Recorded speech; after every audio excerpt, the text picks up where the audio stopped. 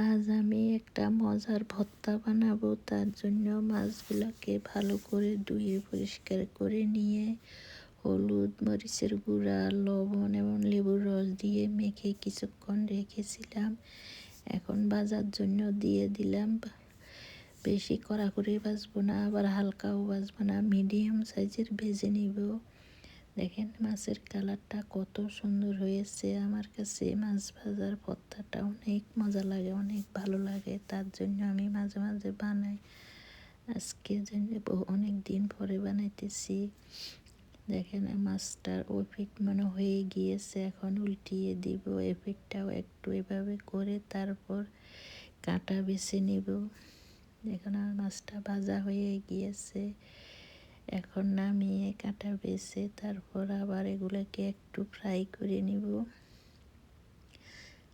আমার ফ্রাই করা হয়ে গিয়েছে। এখন তুলে তারপর কিছু পেঁয়াজ আর চিলি ফ্লেক্স ভেজে নিব।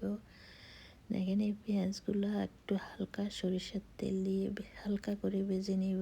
চিলি ফ্লেক্স তো দিয়ে দিলাম, এটাও হালকা করে ভেজে নিব। আমার সব ভাজা হয়ে গিয়েছে। এদিকে একটু কাঁচা পেঁয়াজ, একটা কাঁচা লঙ্কা, ধনেপাতা ভালো করে মেখে একটু সরিষার তেল দিয়ে মেখে তারপর ভাজা পেঁয়াজ আর মরিচগুলোও মেখে তারপর মাছগুলো নিয়ে নিলাম।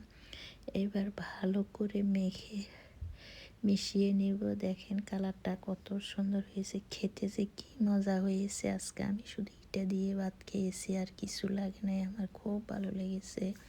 আপনাদের কার কার পছন্দ জানাবেন। আমার খুবই পছন্দ। আল্লাহ হাফেজ।